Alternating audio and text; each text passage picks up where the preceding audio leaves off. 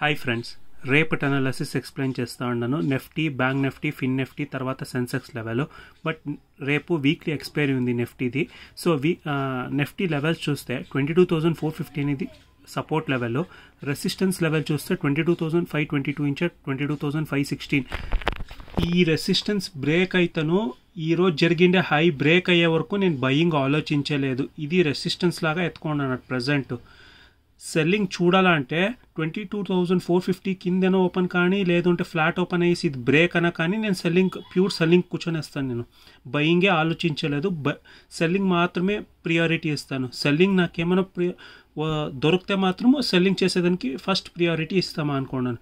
Buying చూడాలంటే ఈ రోజు జరిగిండే హై పైన క్లోజ్ కావాలా, తర్వాత ఆలోచిస్తాను బయింగ్ ఆపర్చునిటీ. ఇంక ఆ సినారియోలో నాకు బయింగ్ ఇంట్రెస్ట్ లేదు. ఇప్పుడు జరిగిండే ప్రైస్ యాక్షన్ ప్రకారం నేను చెప్తా ఉండేది నిఫ్టీలో.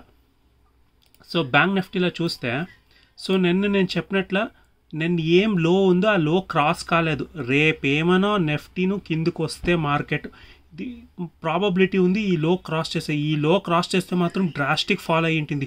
మీరు కావాలనో ఈ వీడియోని మళ్ళీ నోట్ చేసి పెట్టుకోండి. ఈ లో బ్రేక్ అయితే ఎంత ఫాల్ వస్తుంది అనేసి, డ్రాస్టిక్ ఫాల్ వచ్చేదానికి హై ప్రాబబిలిటీ ఉంది. సో రేపటికి సపోర్ట్ లెవెల్ చూస్తే 47,700 అనేది సపోర్ట్ లెవెల్లో. రెసిస్టెన్స్ లెవెల్ చూస్తే 48,312 నుంచి 48,285. పైన సస్టైన్ అయితే అప్పుడు బయింగ్ ఆలోచిస్తాను. ఈ జోన్లో ఉంటాను నేను సెల్లింగ్ ఆపర్చునిటీకి మాత్రమే ఆలోచిస్తాను. బ్యాంక్ నిఫ్టీలో మాత్రము. నిఫ్టీలో రెసిస్టెన్స్ బ్రేక్ అయ్యి ఈరోజు జరిగిండే హై బ్రేక్ అయ్యే వరకు నేను బయింగ్ ఆలోచించలేదు. సో అది నేను క్లారిటీగా చెప్తా ఉన్నాను. యూట్లో మాత్రము ప్యూర్ అంటే 100% నేను ఇది సెల్లింగ్ మాత్రమే చూస్తామా అనుకున్నాను బ్యాంక్ నిఫ్టీలో. సో ఫిన్ నిఫ్టీలో చూస్తే 23,635 పైన 30 మినిట్స్ క్యాండల్ హోల్డ్ చేయాలా, బాడీ 50% కింద పైన క్లోజ్ కావాలా. పైన ఏమైనా ఓపెన్ అయితే నేను చెప్తా అనేది 30 మినిట్స్ మార్కెట్ పైనే హోల్డ్ అవుతా అంటే తర్వాత బయింగ్ ఆలోచిస్తామా అనుకున్నాను. ఈ రోజు క్రాస్ అయిన నేను చెప్పినట్లు 23,288 పైన క్రాస్ అయితే ప్రాబబిలిటీ ఉంది ర్యాలీ ఇచ్చేదానికి. ర్యాలీ లేదు అంటే సో మార్కెట్ కిందకు వచ్చేదానికి ప్రాబబిలిటీ ఉంది అనుకుంటా ఉన్నాను. రేపు ఇక్కడి నుంచే ప్రైస్ రిజెక్ట్ అయ్యి రెడ్ క్యాండల్ ఫామ్ అవుతాను నేను సెల్లింగ్ ఆపర్చునిటీ చూస్తాను.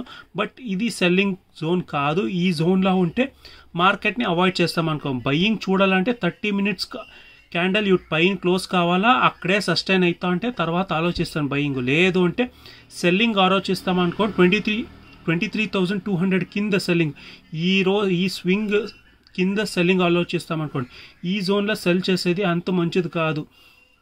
సో చాలా ఫాల్ సిగ్నల్స్ ఇచ్చేదానికి హై ప్రాబబిలిటీ ఈ జోన్ ఫుల్. సో నేను అవాయిడ్ చేస్తామా అనుకున్నాను ఫిన్ నిఫ్టీలో రేపు ట్రేడింగ్ చేసేది. సో సెన్సెక్స్ లెవెల్ చూస్తే, సో నేను వేసింది 73,986 ఏమో వేసింది సపోర్ట్ లెవెల్. ఈ రోజు మీరు చూస్తే ఆ సపోర్ట్ లెవెల్నే రీటెస్ట్ చేసి మార్కెట్ కిందకు వచ్చింది. అది బ్రేక్ అయితే మార్కెట్ కిందకు వచ్చేదానికి ప్రాబబిలిటీ ఉంది అంటే నేను చెప్పింది. అట్లే జరగనో లేదో అంటే మీరు ఆలోచించండి నేను చెప్పిండే సినారియో వచ్చిందో లేదో అనేసి.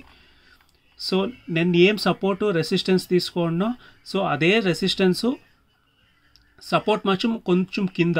సో ప్రీవియస్ ఏం సపోర్ట్ తీసుకున్నా అదే సపోర్ట్ తీసుకుంటా ఉన్నాను. ఈరోజు 73,663 నుంచి 73,629 ఇదే సపోర్ట్ లెవెల్ రేపటికి.